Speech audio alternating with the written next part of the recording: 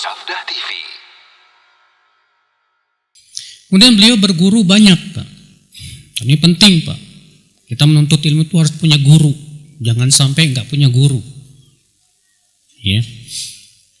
Di antara guru-guru beliau dalam fikih dan usulnya, beliau berguru kepada Imam Ishaq bin Ahmad bin Uthman al-Maghribi, Al-Maqdisi. Demikian pula berguru kepada Imam Abdurrahman bin Nuh bin Muhammad al-Maqdisi.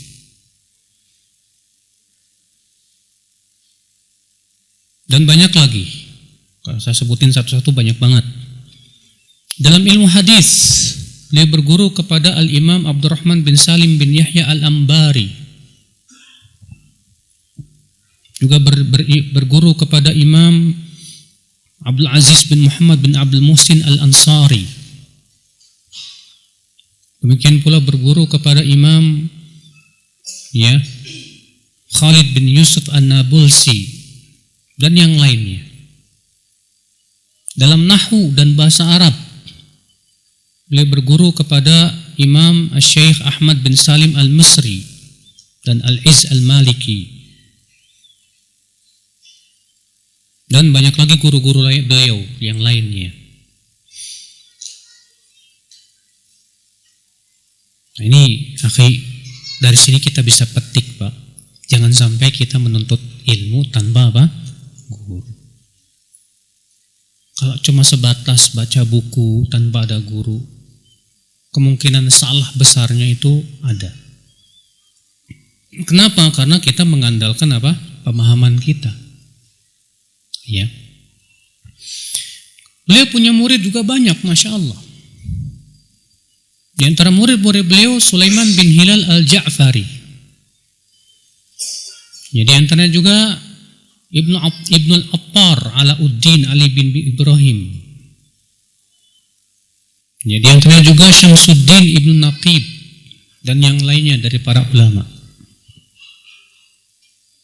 Dan Imam An-Nawawi subhanallah ya akhal Islam, qadarullah, dan ini di antara sebab beliau tidak menikah karena memang beliau hidupnya miskin sekali.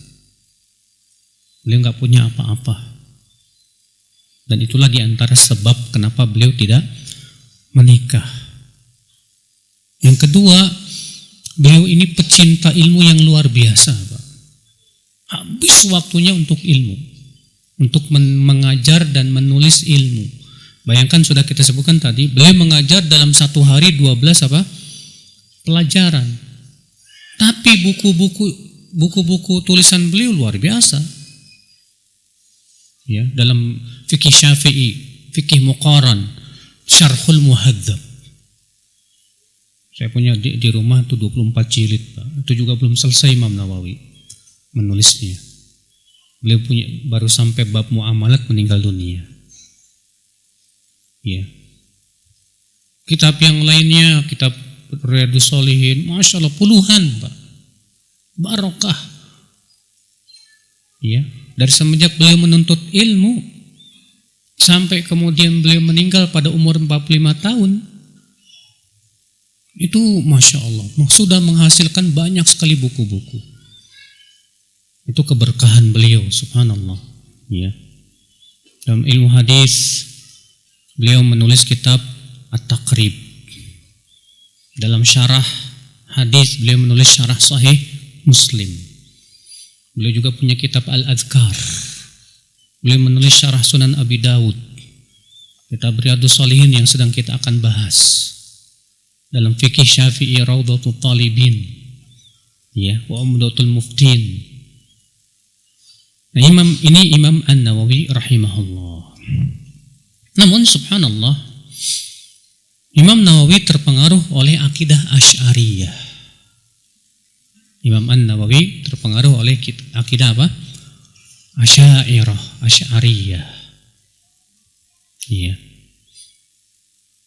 Karena memang beliau hampir rata-rata gurunya dari kalangan Asy'ariyah. Beliau wafat pada tahun Imam Nawawi wafat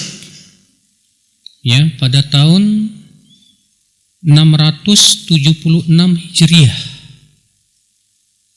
tanggal 24 Rajab.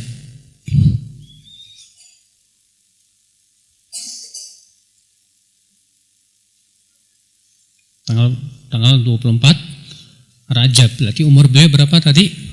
45 tahun saja. Tapi makmur dengan ilmu, ya, dan mengajarkan ilmu. Taib akhul Islam, semoga Allah merahmati beliau, mengampuni dosa-dosa beliau, mengangkat derajat beliau. Dan subhanallah, kitab-kitab Imam Nawawi itu manfaatnya buat kaum muslimin banyak banget, Mas. Kitab Al-Arba'in An-Nawawiyah yang sering kita dengar, Pak. Padahal kitab yang mengumpulkan 40 hadis itu ratusan loh, Pak. Iya. Kitab Arba'in itu ratusan. Tapi subhanallah yang paling dikenal sampai detik ini adalah kitab itu Al-Arba'in An-Nawawiyah. Kitab Riyadhus Shalihin. Sampai detik ini kaum muslimin mempelajarinya, Pak. Masya Allah. Kenapa begitu ya?